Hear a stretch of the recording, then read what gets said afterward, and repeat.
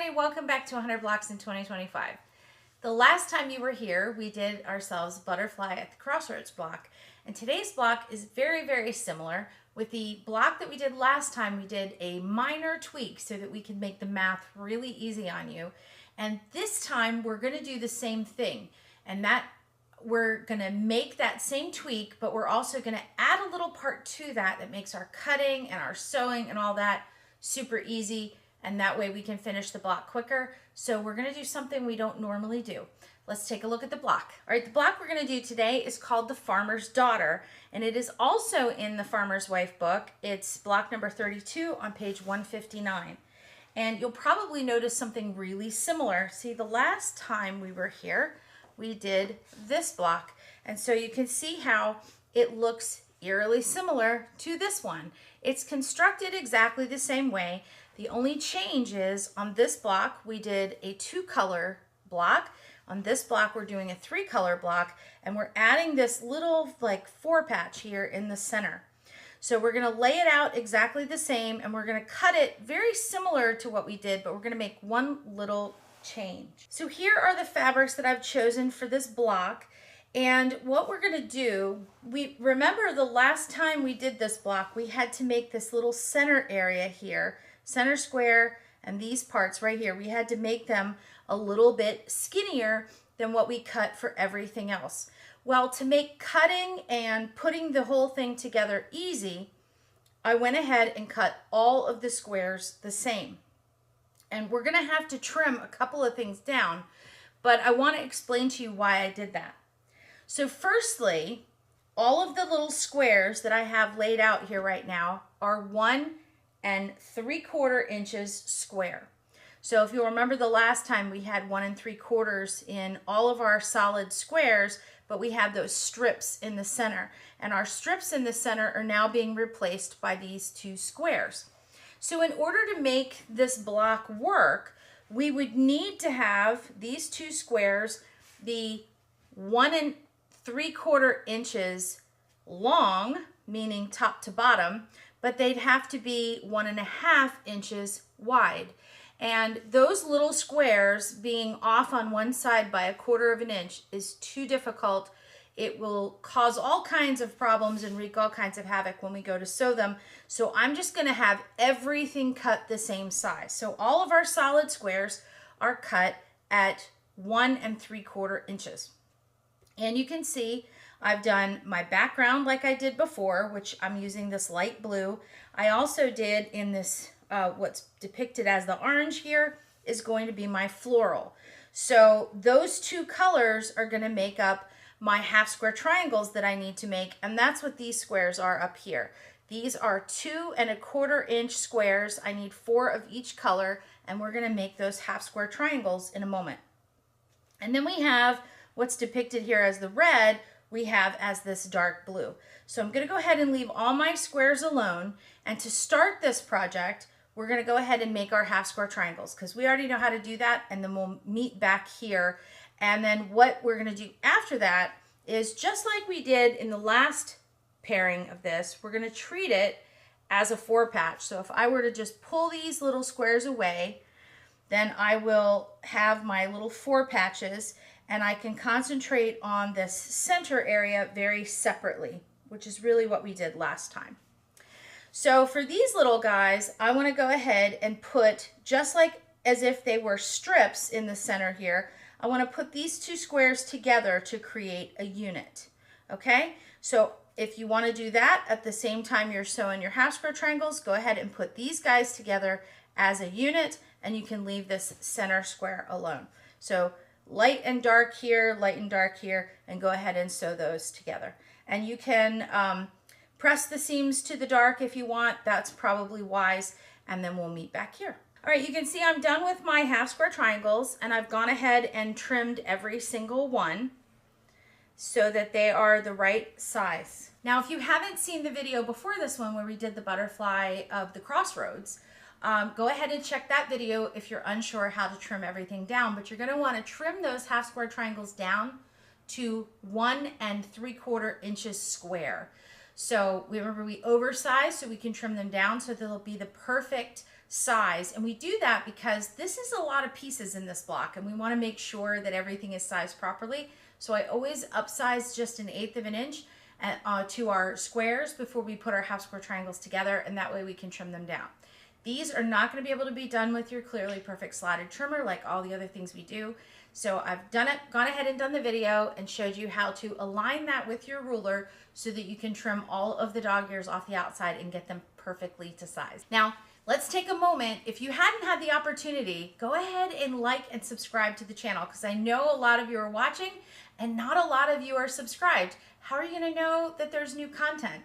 Also, if you're just finding these videos now, please be aware we've been working on these blocks all in 2025. So there is an entire playlist on our YouTube channel called 100 Blocks of 2025. You can go back and watch every single video we've done on the entire series, every single block. There's a lot of valuable information in there, so don't miss out.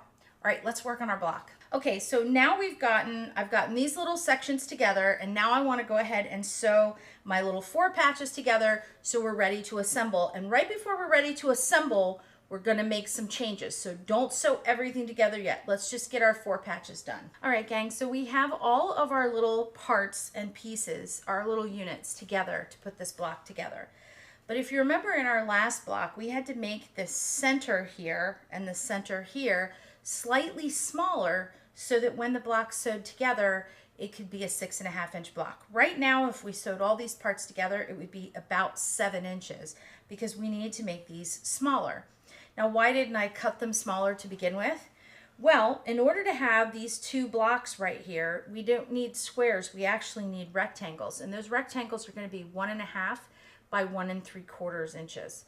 And that little 1/4 inch just is very difficult to lay things out and sew them correctly. So instead of having you cut a bunch of little tiny rectangles and try to sew them in the block the right way, I had you cut and sew all the same squares. That made our cutting a whole lot easier. It made our sewing a whole lot easier. And now we can trim those down to the size that we need. And another thing is, because this square right here really needs to be a 1/4 inch smaller, if I had all 4 of these plus that one, you might accidentally sew that into the corner of another block, have to unsew, want to know why it's not fitting.